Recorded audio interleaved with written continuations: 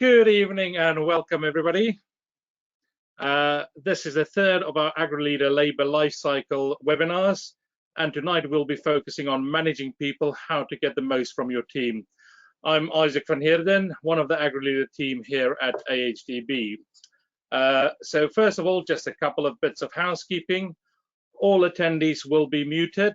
If you want to ask questions, there's a function for that, and I'll talk through that in a minute. We'll be finished around 8 o'clock. The webinar will be recorded and sent out afterwards, and will go up on our website as well. And please complete the survey at the end, so we can always help improve us, our webinars in the future. To ask a question, if you go to the orange arrow there and click that, and you'll see there's a questions bar. Type your questions in there. We'll keep an eye on that and send them in. David and Heather is very keen to keep it interactive, so please do that. So a bit of introduction then. Currently, every single conversation I'm having turns at some point to the challenge of getting the right people with the right skills at the right time.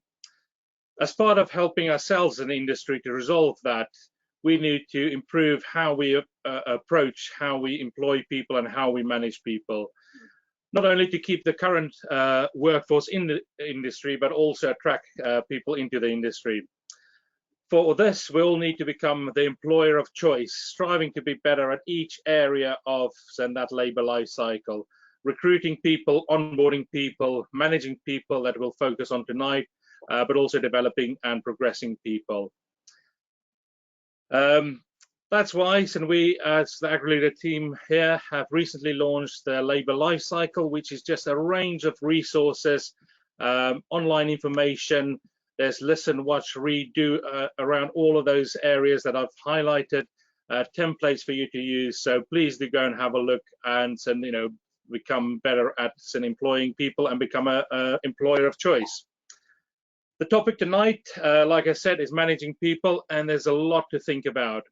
When you manage a group of people, so whether that's from organizing their performance, reviews, coaching, learning how to delegate tasks, it's all vital to be a great employer and how you communicate that. Like I said, find out what you can do on our webpage. So there's a lot of resources there, but without further ado, our speakers tonight, very happy to have David Homer, a Wiltshire and now Scottish dairy farmer, operating over multiple units, and know the intricacies of managing people, and Heather Wildman from Saviour Associates, an agricultural agent for change, 007, translating the theory and putting it into action. Welcome, David. Welcome, Heather. David, give us a little bit of an introduction of yourself and your business. Yeah, thanks, Isaac. Hi, everybody. And it's great to hear that there are so many people joining us tonight. That's fantastic. Yeah, as Isaac said about making it interactive, I'm hoping that Heather and I will be challenged as much as you guys want. That's why we're taking the time out to be here with you this evening. So we are farming 3 dairy farms and arable in Wiltshire. And then just over a year ago, our eldest son and daughter-in-law took on a farm on the Isle of Bute. So we now have 4 dairy farms milking 1,200 cows, and we also have an arable side of the business of 1,200 acres or 480-ish hectares. And it's a mix of tenancies and contract farming agreements. We don't own any land at all, and we rear all our own young stock, and the young stock are reared on each dairy farm, and we don't move animals between each unit. Now that the Scottish enterprise is set up, we don't move them anymore, and we have a mix of autumn calving and spring calving, but all of them are pasture based. Interestingly, we are now producing milk for 3 different customers. So 2 of the farms we're members of Arla. The farm here at home, we are Muller Waitrose, and we've been supplying Waitrose for probably 23 years. And the farm on Butte is a member of First Milk. So that's interesting in itself, but that's another subject altogether. So that's a bit about our team, about our farms, but I thought it'd be interesting to mention a bit about our team. And so we've got 7 family members involved in the business, and we've also got 12 employed staff. And just out of interest, I worked out what the average age was, and our employed team average age is 24. And if you include the old man, that's me, then the average age is still only 31. And I thought that was interesting itself, and I only worked that out about an hour ago. And then that set me thinking, why is the average age is so young? So a discussion perhaps we could have later. Is that enough of an introduction, Isaac? Yeah, brilliant, thanks. And I'm sure we'll explore a bit more about the team and the rest as we go on. Heather, over to you. Tell us a bit about yourself. Thank you very much. Delighted to be part of this panel this evening. So thank you for inviting me along. I'd just like to start by pointing out your slide that you've got there, the Agri-Leader Labour of Life cycle. That does not represent or recognise any of the typical farmers or staff that I have on my portfolio. If I look at the cartoon characteristics there, maybe that's one of the reasons we need to be looking at this as well. The working force has changed. So who am I?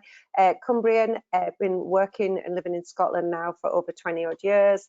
I have been employed most of my career since I was 15. Yes, I know, someone took me on then at the bank, up until 2014. I was employed all that time. So I've had a mix of good employers, shocking employers, outstanding employers, inspiration employers, and employers that actually I did consider whether my life was worth living, that broke me. I've also now set up my own business, Saviour Associates, used a lot of that information. I had I was a franchise and recruitment agency in Scotland. And then I do a lot of staff management motivation all over the UK. Initially, it was in the dairy sector, but that has now broached out to huge estates, vineyards, quite like those, beef, sheep, arable, all over. And it has been fascinating, even with the NHS, land agents and accountants and things as well. But since and before, during COVID, I'm now involved in the business at home, a lot more actively, which is 1,200 cow dairy herd, milking 3 times a day. We have 18 staff, of which multinationalities, some are Scottish, some are UK, there's quite a lot of Romanian people in there as well. We've had some long service, some have been there, a good, since the dairy was set up. And then we've had some new ones brought in, and it was interesting. David and Isaac and I were all talking, and we've got some 16-year-olds, we've got some 19-year-olds. The majority of the team would be under probably 35, and then we've got a couple over 50 as well. So yeah, a broad range of experience, and really delighted to see the debate and discussion that comes up. So looking forward to some questions too, like David. Excellent. Yes. So put them in the questions section there, and we'll keep an eye on it. So, David, let's get stuck in straight away. Tell us a bit more. So you've told us a bit about the farm and about the team, but and this journey of becoming better at managing people as the business grew. And how did that happen? And maybe what was the penny drop moment for you in all of that? Well, of course, you've got, Jane and I started out here on the farm at home 33 years ago, and it was just 260 acres, me and a herdsman, and Jane bringing up the children and feeding the calves. And that was easy because I was just dealing with cows and a herdsman and Jane and young children. And the business has grown since the next generation have finished their education and been traveling in the Southern Hemisphere and come home. That's when the business has expanded, and it expanded quite rapidly.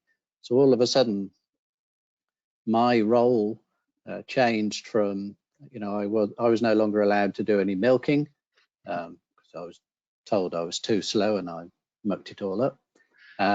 So I was banned from milking, and I was told I'd got better things I should be doing. And we suddenly had a realization that we were dealing with lots of people and not just cows and tractors. And we then decided that we needed some help with this. And when I say we, I mean the family.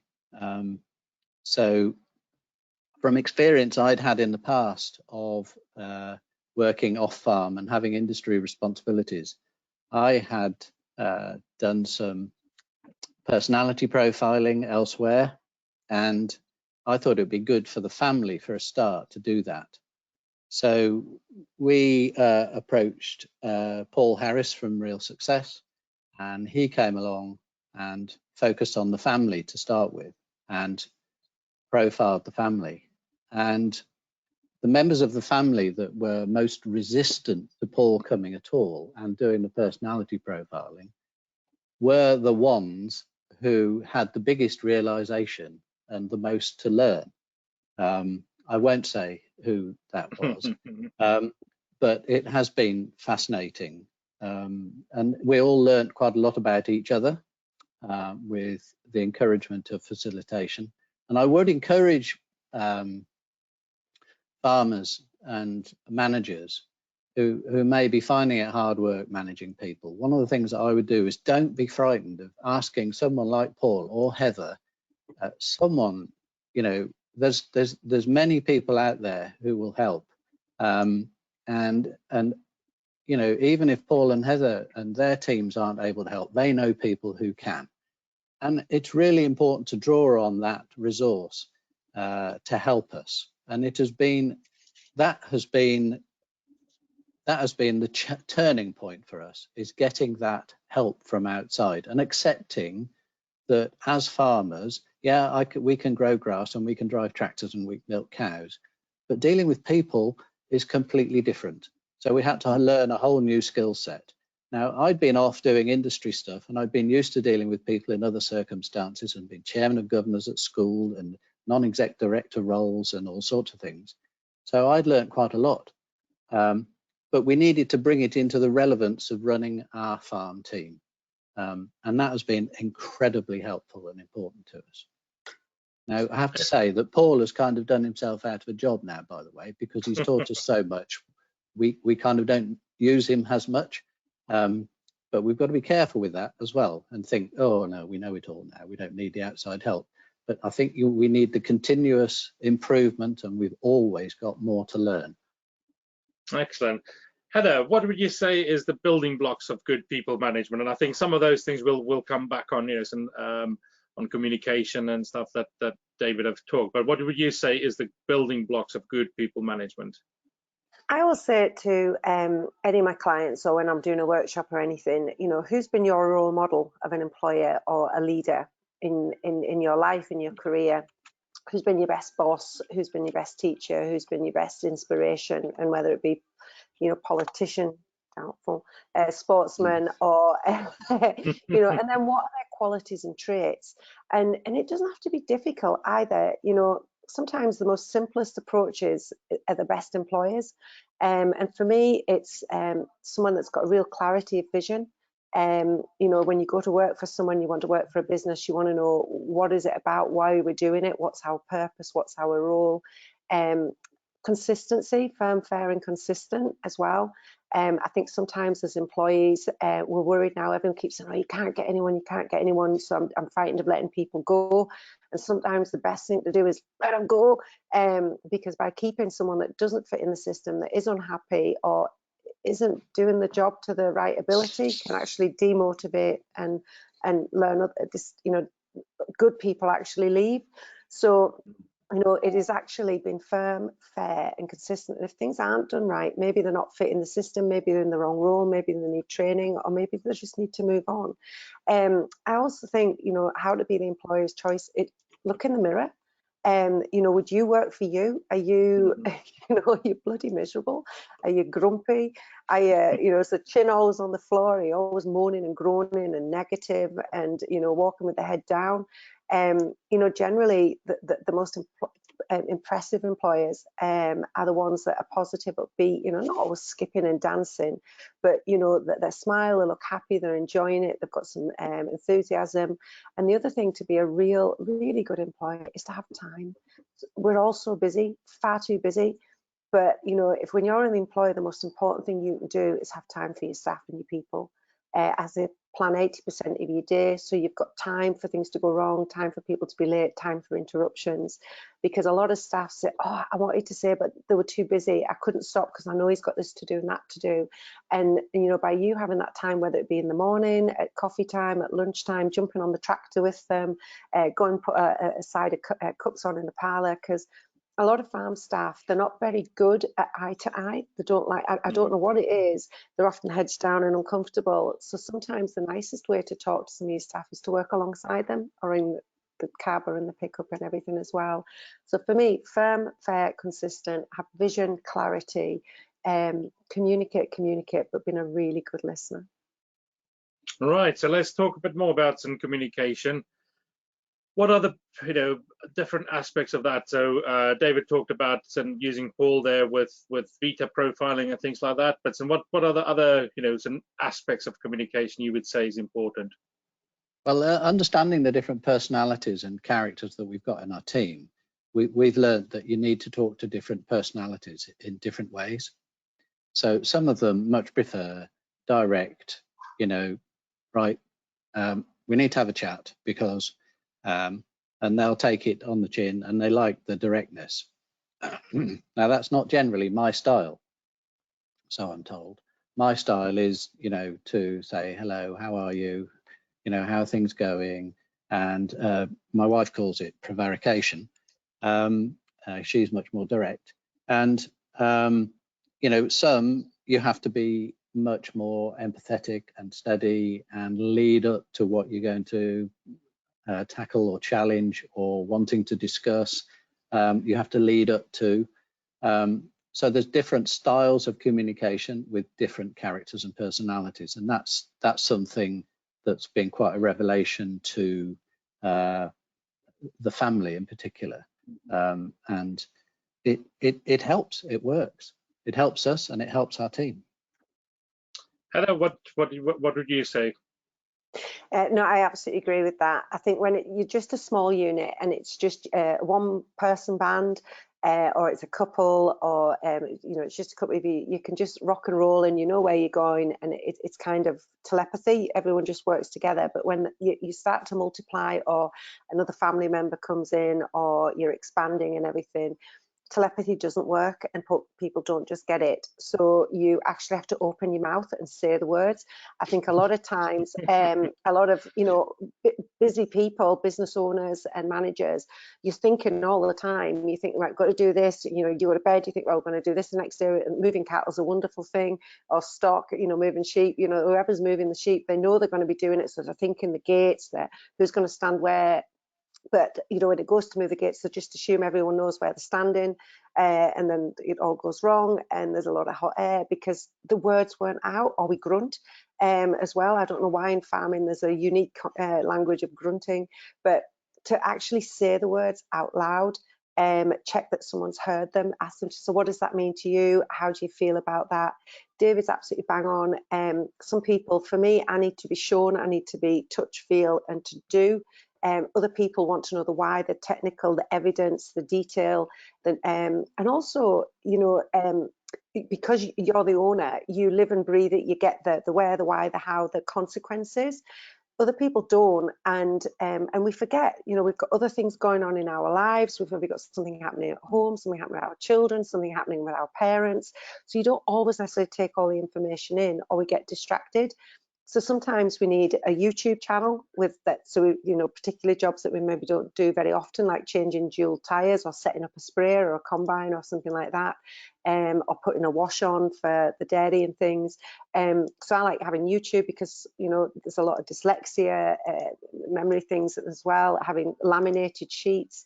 The other thing for me, communication in the morning, touch base, WhatsApp groups, fantastic, work really, really well. Everybody sees the message, because again, sometimes as if you've got more than one person working with you, whether family or staff, you think you've told everybody, but you've maybe told 3 people, one person twice, and you've missed Sarah and Johnny down the road, and they think, well, I didn't know and I went to do this. So WhatsApp covers all of that. I love whiteboards. Whiteboards are brilliant for having, you know, the weekly structure, the monthly. If you've got certain jobs that have to be done at certain times, that's a routine. A tick list, I love a tick list to check off. 5-minute jobs, if someone's got 5 minutes spare. Shopping list, breakages, things like that. There's many ways to communicate, but for me, make sure you've actually said the words and you've said them out loud, not just in your head, is one of the simplest steps. Do you think that differs for different people? So, you know, I appreciate the different personalities, but different levels, you know, some different roles, how long people have been, and would you adapt your communication styles depending on those things? Yeah, I mean, you know, we've got some members of staff that we've been with us for, you know, 8 or 10 years, and they just know how everything works and they just get on with it. And, you know, there's some days we've no idea where they are or what they're doing, because they just use their initiative and get on with it.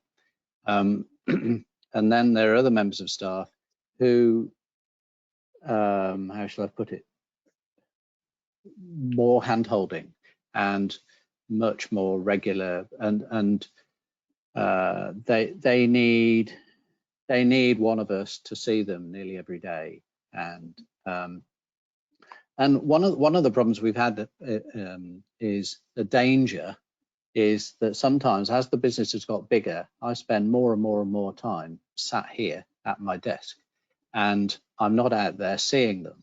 And then when I do get outside, because I've had it sick to death of being inside, I go outside onto the farm. I think, oh God, David's coming, what have I done wrong? So what I make a conscious effort to do is to go, whether it's at home or get in my truck and go to the other farms, and purposely go and say, just simply say, hi, how's it going? Things, oh, the cows look great, you know, and those crops, wow, you know, good job. And not go because I've got an issue. Just go to say, oh, hi, that's great, thank you, well done. I recently had a get in my truck and carry on, and so that they don't assume every time I turn up there's a problem. And that's sometimes an issue. I recently had Nick Wheeler from Charles Titworth Shirts as a guest speaker, and he said, you know, he quite look at the feedbacks and that they get back online quite a lot. And he says if there's a positive thing coming in through there, he'll call that store, ask to speak to that employee, doesn't matter, you know, and who they are, and just say well done. And he says, you know, the impact that can have as the boss of a, you know, how many £1 million business, just saying thank you. He said, you know, they're walking on air for the next 6 months, and the whole store's output goes up. So, you know, so that's a very important thing, I think. I guess what do you think is the business benefits and also the employee benefits for getting communication right like that? And, you know, let's look at it from a business side and from an employee side. Heather, so what's your thoughts? I think I couldn't echo more what David just said there. One of the things I hear consistently, regardless of the scale of business, the sector of the business, people pick up when the boss comes along and spends some time and takes some interest in them and asks after them and asks after the family and shows a genuine interest. And I know I've got some employees that go, oh, I feel like I'm a therapist and, you know, a social worker. You know, I'm really not bothered about this, that, and the other.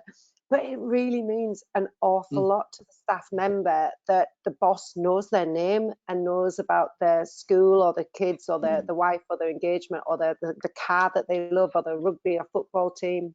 It's a little thing, but it means so much. And for me, you know, when communication works really well, you've got a buzz, you've got a team, everybody knows where they're going and they help each other. They've got each other's back. There's none of this, it's not my job. Well, I didn't see it. And I work with a really simple model on all of my businesses, regardless what sector or whatever it is, and it's the 1 minute manager. So you set the goal, you set the vision of where you want the business, what you want to achieve, then you set the standards, you set the protocols, and then, you know, the most important thing as the owner or manager is to have time to walk around, just like what David said, whether it be jumping in the vehicle, not being busy, not checking the cows, not walking the crops, not doing it, actually just going and looking, observing.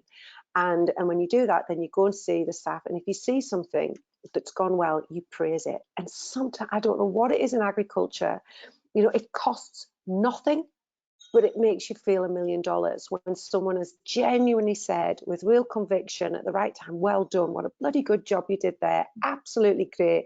Recognise you got up early, you saw that wagon driver stuck, you went and got the loader, you did this and this. I know it wasn't in your remit, absolutely great, and that made such a good effort for them, and because of that I've got a discount on the next loader. Whatever, might be taking it too far there, Heather. But you know, but being prompt, being sincere, well done and thank you.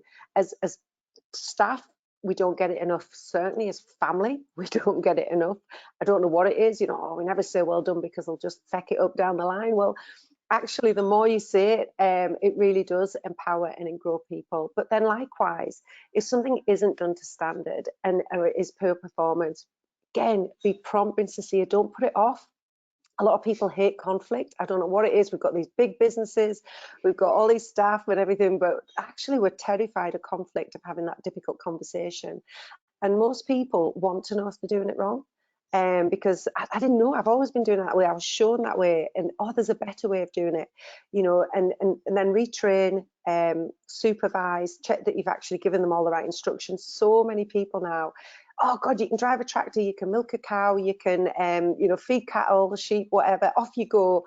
But we haven't actually checked, because I was recruiting one time for a significant tractor person feeding, you know, big machinery in tight little big sheds and everything, really expensive kit and everything. And this guy applied, and I says, I need to experience. Have you worked with cattle? Have you worked with this, that, and the, oh yeah, I've cut the grass at AHDB. You know. You know, it blows my mind the confidence and self-belief some people have. So have you actually sat on the tractor with them, took them through it? And but if it's not going right, be sincere, be prompt, and deal with it privately, confidentially, and remove the person, because often I'm amazed at employers how many people have favourites. And it's, oh, it's been such and such, oh, but it's just, they're just young, they're just, and you can see the smile when they mention someone's name, and then when they talk about another member of staff, the tone changes everything, so you know they've been judged. So I think the productivity definitely improves when communication works well. We know the where, the why, the how, we know the impact, we know the consequences, and it just becomes easier. It genuinely becomes easier. People start being proactive, people start thinking for themselves as well. David, I'm just thinking of an example of dealing with. So if there's an issue that needs dealing with, so my wife and I and my son Jeff, we'll discuss who is the best person to go and talk. So is it me or is it Jeff? And if it's really serious, Jane. You know, and it just depends. It depends what the problem is, and as to who is the best personality to go to talk to that character about whatever the issue is. And so we put some thought into that as well. And sometimes one of us might have had a go. You know, we haven't done it right and it hasn't worked. So, you know, the other one will go and try a different tack. To see, it may be that we haven't communicated in the right way. So accept, well, I failed, Jeff, you have a go. And we need to accept that sometimes it needs different styles of communication and different levels of authority. So very often they'll keep me up the sleeve, and I'll only be brought out, you know, as, you know, the authority figure in the business, if you like. I'll look out, the old man's coming. You know, sometimes that is important, and they do need to, you know, recognize that. So it's using different levels of authority in the right way at the right time. But I think what David's just highlighted there is a unified team family and staff that recognise each other's roles. When I see communication done really, really poorly is in a family business when there's 4 bosses, and it is really, really difficult for staff when a member of the family has asked them to go and do something else, and then someone else of the family that's sometimes of a senior age then comes in and asks them to do something else.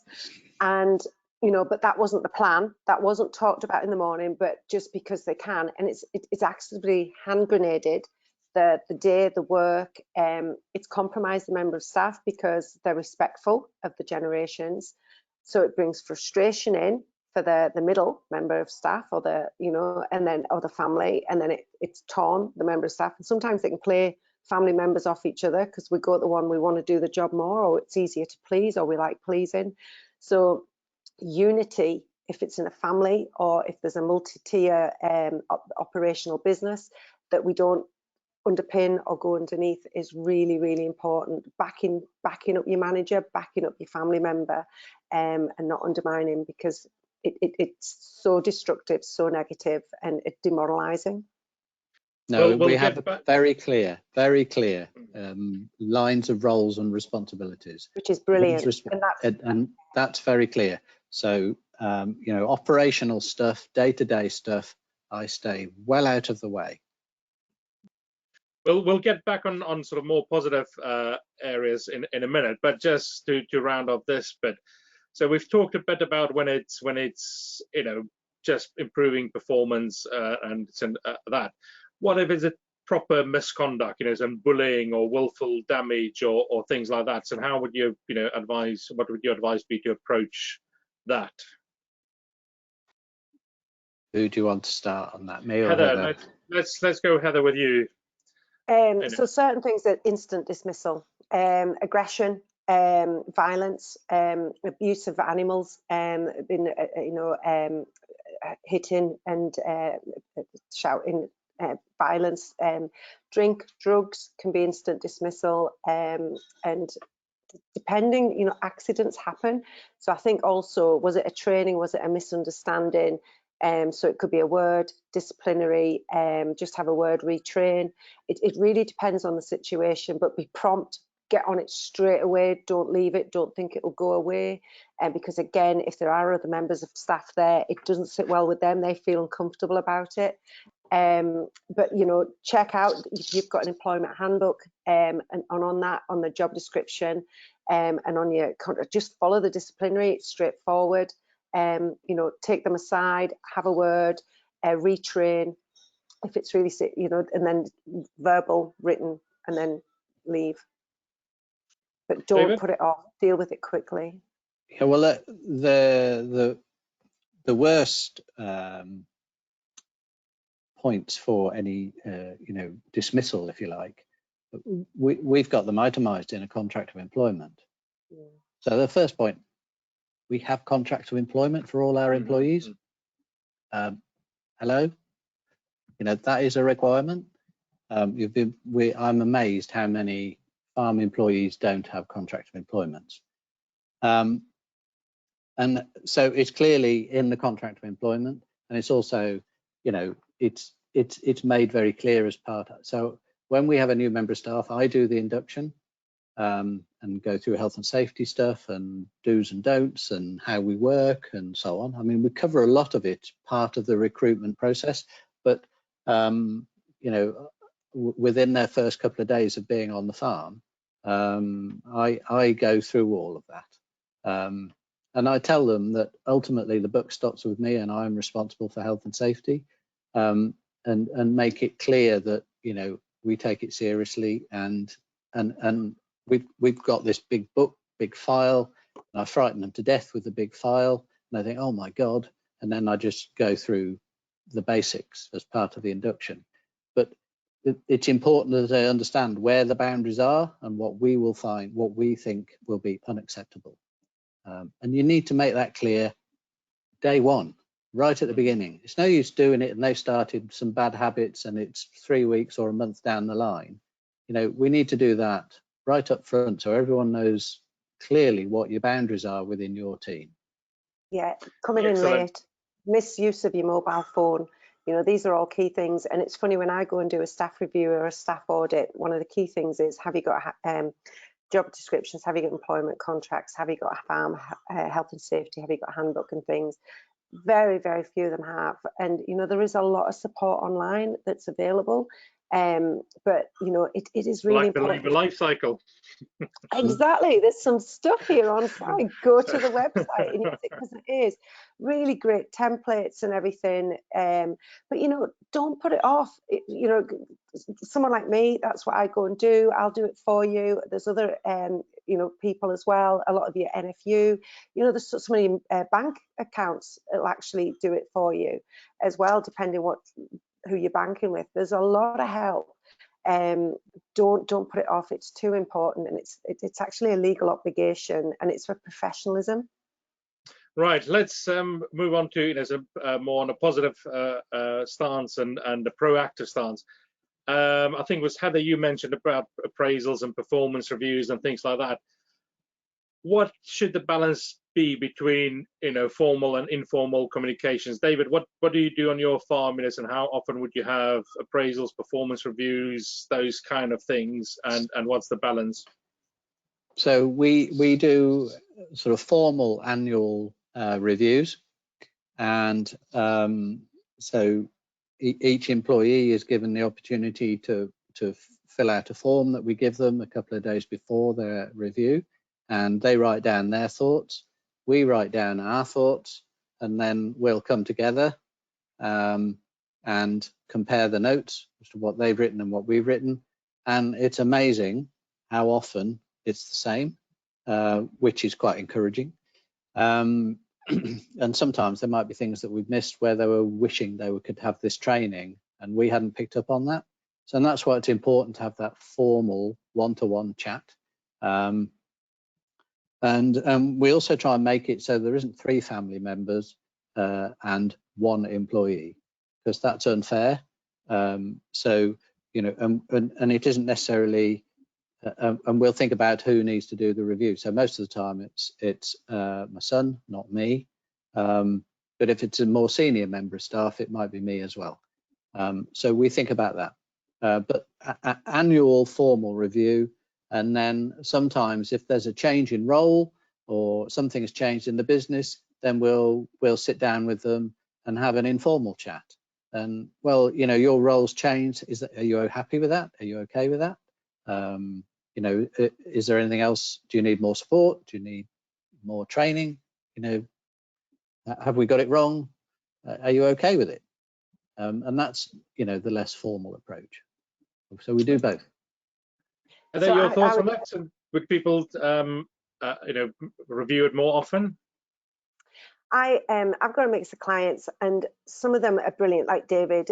So on it, once you've set them up with some structure and everything, they're good to go, and they'll do it in-house. And I've got other clients that say, oh my God, Heather, you know, we're always too busy, it never happens, so we're just going to book you in now so you come regularly. And it's funny, as you've had a longer relationship with the company and with the staff, when it first started off, I was often brought in because there was problems, there was trouble.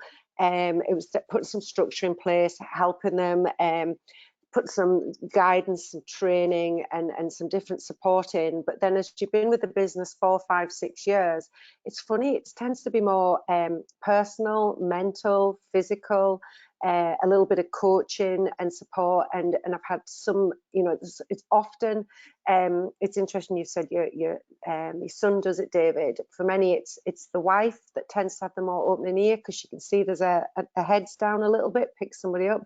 And I know in one of the appraisals, this was a really, really cracking farmer who really cared for his staff. And it noticed it was an annual review that we were doing, and he had a Polish worker, and he said, I don't know what's wrong with him, he's just, his head's down, he's just a bit off. And often when I'm working with multinational and multilingual languages, it's been a long day, multi-languages and everything as well, we'll have a translator. It can be a basic Google Translate for the questionnaire that we put out, because some people can't write, some people can't, you know, struggle with the reading. So we'll maybe even bring them in with a translator as well, so it's more comfortable, but it has to be someone they trust. So you know that it's been put across fairly. And it turned out this Polish worker, his son had died. He'd been in an accident and he died, and he didn't have any money to get home, and he was just struggling with it. And the bless him, the boss was mortified. And as soon as we fed that back to him, he said, I can't believe I haven't picked this up. I can't believe he didn't come to me. And he immediately gave him, they got on the line, they got the flight booked, they got him away home to go to the funeral to help with the family. And that member of staff was incredibly grateful. But the owner, he just said, I can't believe they didn't come to me. So sometimes having an external, and for me, the way I always approach it is, what is the vision and goals for the business? So I don't want a greeting meeting. I don't want loads of moaning and groaning. It's about what's the future, where we're going, what's the aspirations for the business. And then, you know, sometimes there's a real distrust if some of the staff, because this is quite unusual for farm staff to do an appraisal. They're not necessarily comfortable with it. So they've got to trust you, and they think, well, who is this woman that's coming in? But by setting the scene and knowing the business and using the language, using examples, you build up a trust. But what I always say, for any employer, any client I go to, do not even think or consider an appraisal if you are not going to act on the feedback. Because you have opened a can of worms, you have given them the opportunity to speak, they've been open and honest, and if you do not action and you do not take anything forward and you do not come back and review it, you are demoralizing and you've disrespected them. So so that's why I'll be really, really harsh on, and I have been quite harsh to the employees, you know, that when your staff have given you this feedback, what are you going to do about it? So I do say, if you're not prepared to do it, don't go near it.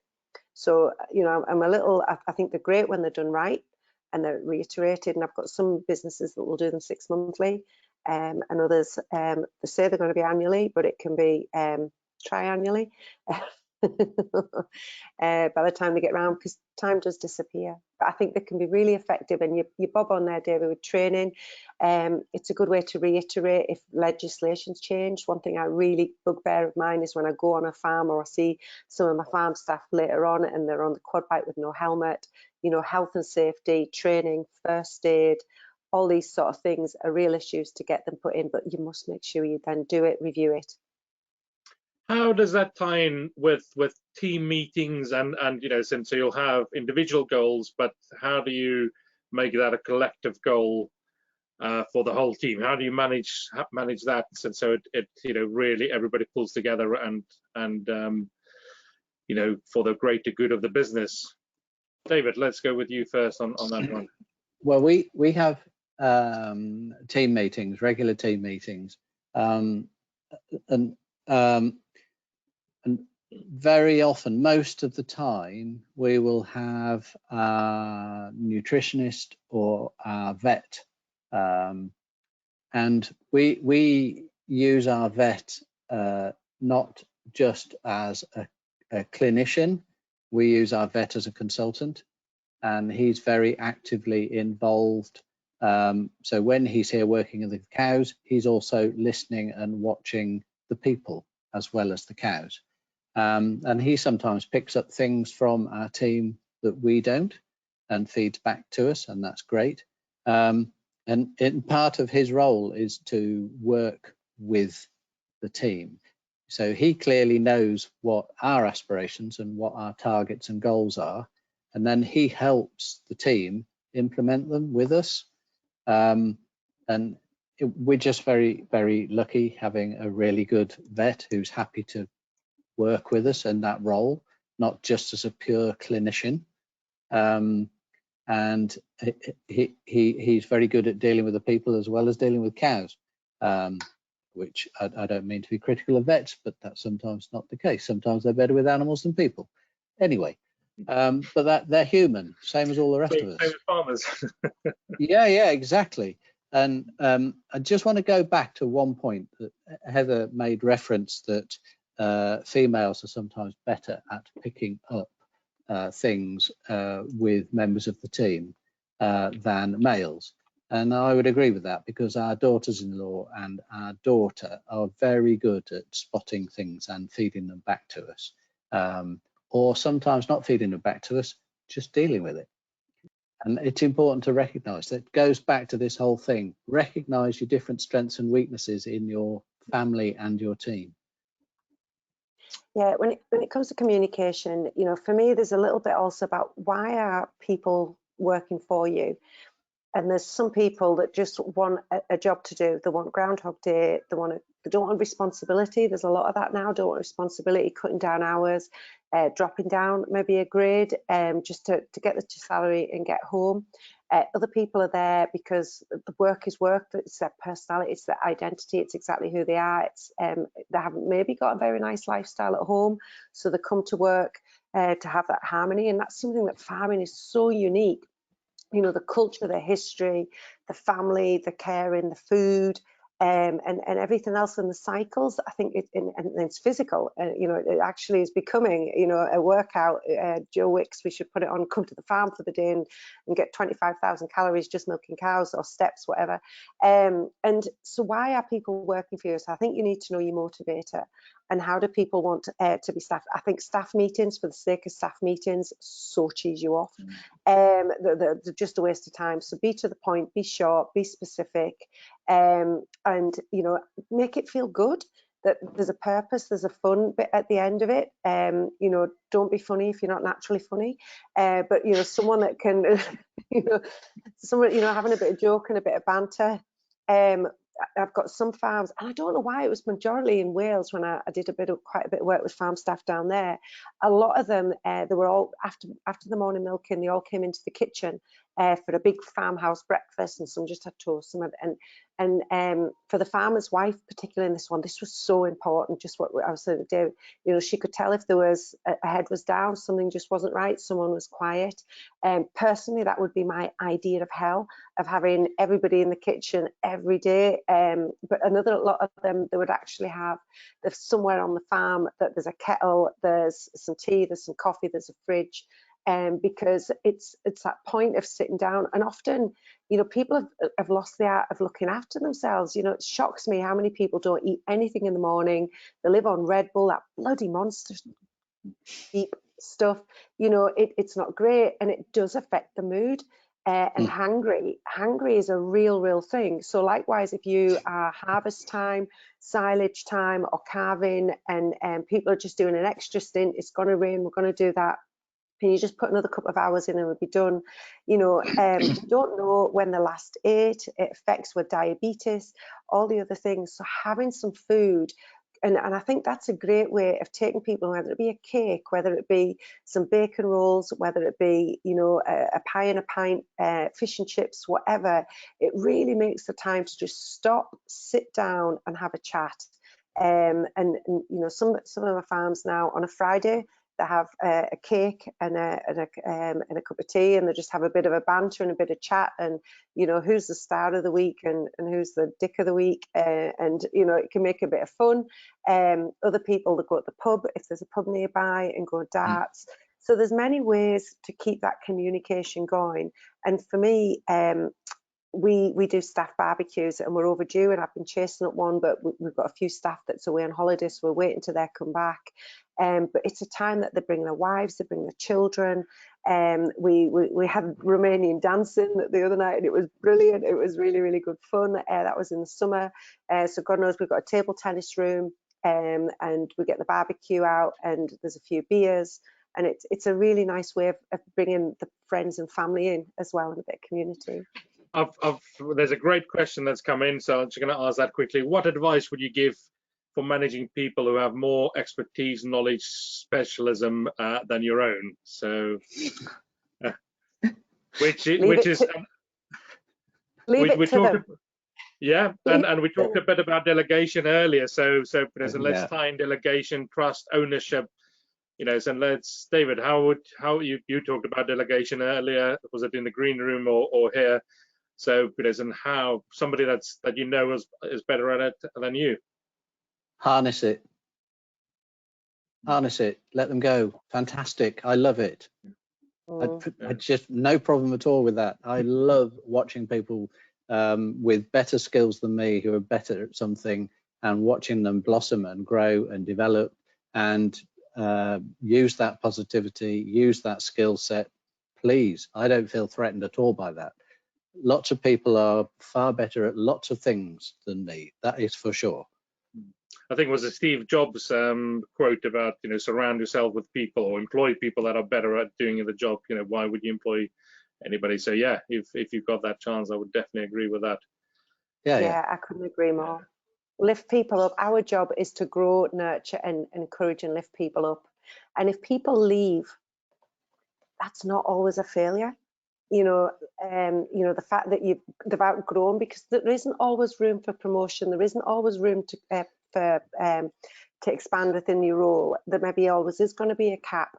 So to grow someone that they're that good that they then get lifted to go elsewhere, you will then get a reputation and you will self-fill.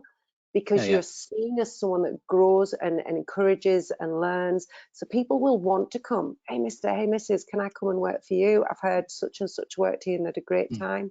That's a great reputation. Yeah.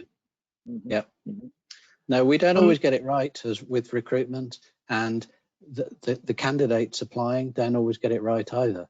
So between us, you just have to accept that sometimes, no, we haven't got it right. You need to move on. That's fine.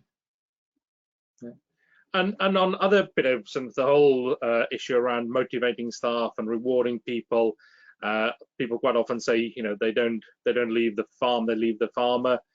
How do you keep a team motivated? Because that's true though, and it's not always about the money, is it? And quite often it's about the other things that you've said about sincere thank yous and things like that. So a bit about some motivation and rewarding people. What would your advice be to the people you work with, Heather?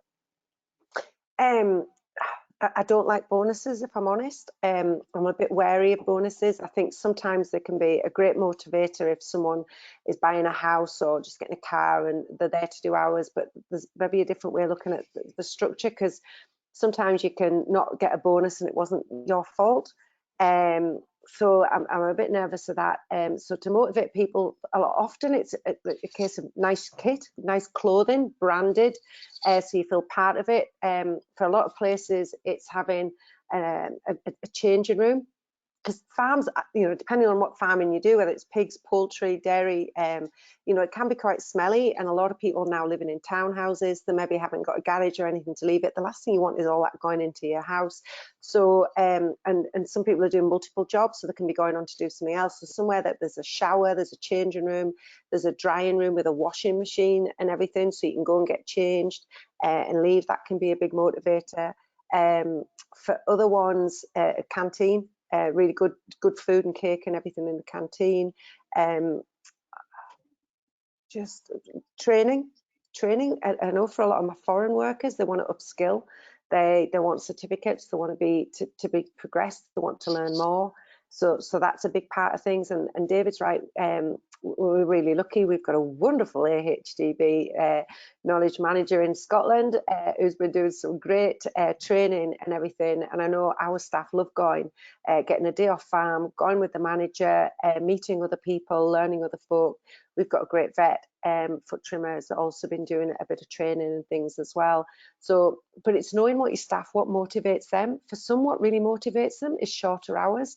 The fact that it can be flexible hours, so they can go and pick the children up, can do a shift, can do other things as well. So it's not always money. It's knowing your team and what motivates them, and also what you can offer. But sometimes it's just you being happy. And an owner that smiles, sometimes it can be creepy if it's not a natural thing, but a smile lights up, you look younger, you look happier. It's really powerful and very motivating.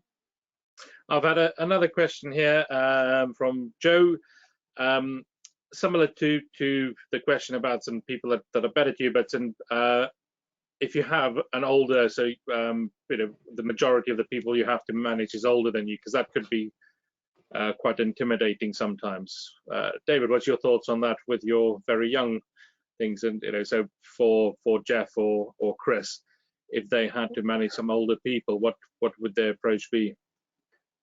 Well, it would depend on. It doesn't really matter about the age. It matters what the personality and the character is of the person rather than the age. And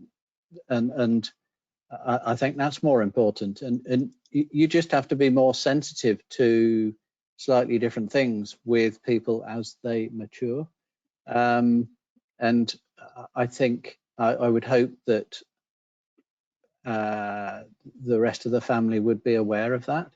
And I think as employers, we need to understand that my dad always used to say to me, you can't command respect, you earn it. And you know, with somebody maybe older, you might have to be more careful about how you earn that respect.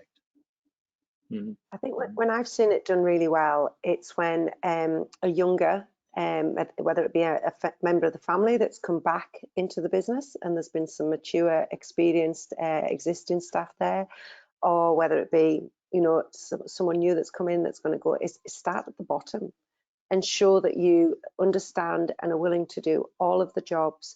Be respectful. Being respectful is so key. Ask people how you've done it, why you've done it that way. Could you show me? Even if you know, it can be really, really empowering that way. Can we do this together? But doing it from the bottom and showing that sometimes when I've seen it's done wrong is someone's come from university, they've been on a management, they come in and they think they know it all, and that can really ruffle people up.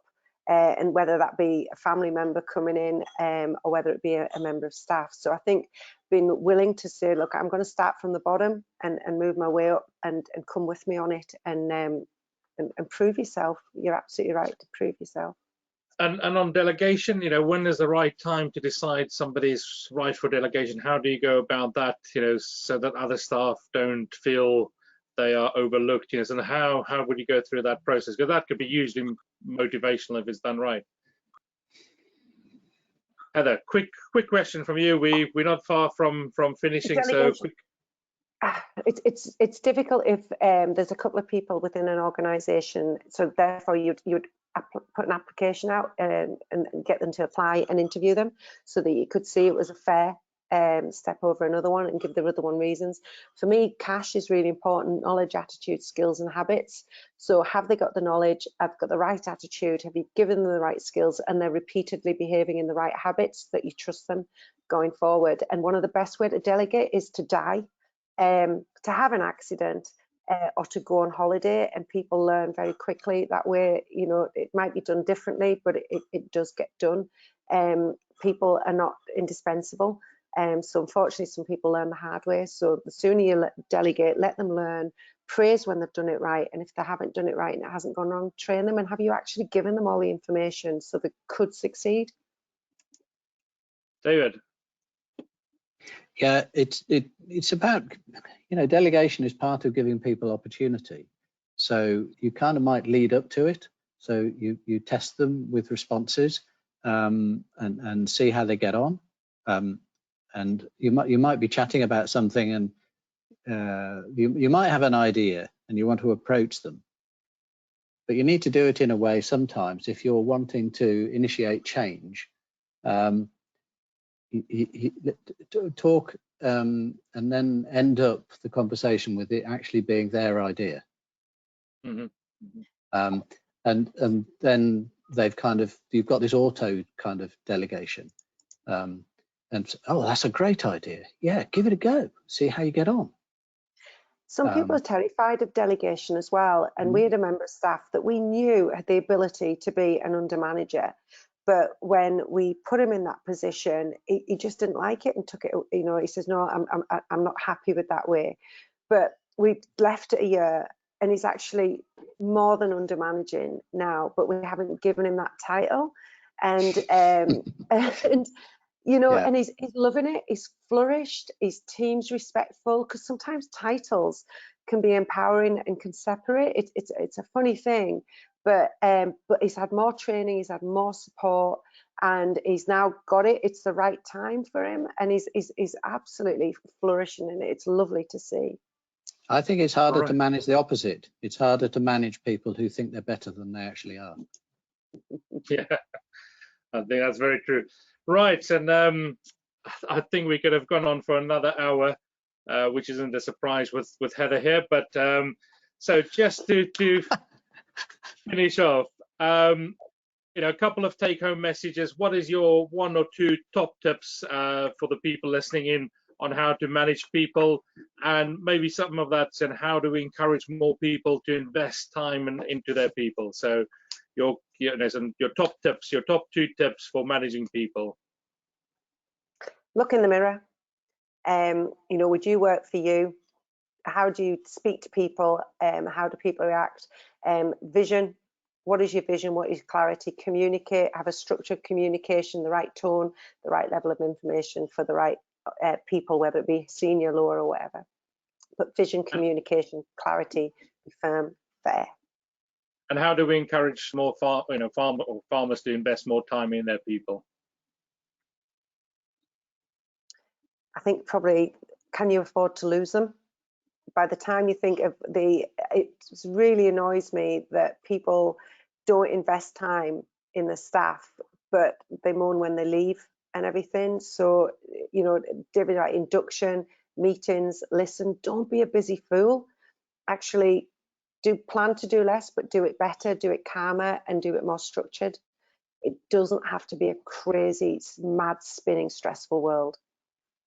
If you're struggling to recruit and retain, then you're doing something wrong.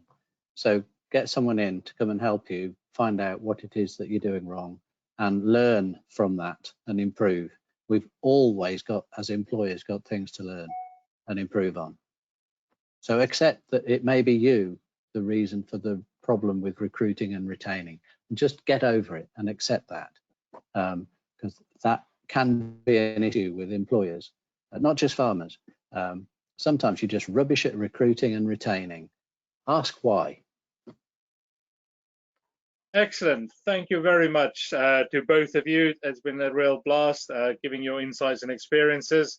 A great quote that I heard recently is, if you're the boss, if you their connection and connecting with your people isn't part of the job, it is their job. That is what it's all about. It's connecting with the people, so that see that as your main job. I had a comment come in saying, so just on getting rid of people, so that we mentioned earlier. Make sure, you seek advice, professional advice, if you have to do that. And on our website there is some signposting on how to do that, and a section on that as well. So yeah, make sure you do that. David, Heather, thank you very much. I've really enjoyed that and giving up your time this evening. Our next webinar is next Wednesday, the 16th of November at 7 again. Grow your people and they will grow your business. So tune in for that one. And that is very true. My colleague Kay Lane will be facilitating that one. And it's with one of our case study farms for the labour life cycle, cereals and vegetable farmer Nicola Carr and Kim Stafford from UNI. So whatever stage of the labour life cycle you're at, and check out our resources that you've got online. Yep. If you scan that QR code, it'll take you straight to it. So go and have a look there. We've done it in a listen, watch, read, do. So whether you like to watch a TED talk, or whether you like to listen to a webinars, and there's also do a podcast, there's all sorts of things on there, so, and some templates, so please go and have a look. And then just a final plug for tomorrow's, and we have got our delivering the future of farming, and so where we'll share the AHDB strategy plans with you. So please, so you can still join that up until the last moment, and it starts at 10 o'clock tomorrow morning. Heather, St. David, thank you very much. Good night, everybody, and tune in next week. Cheers. Cheers. Bye.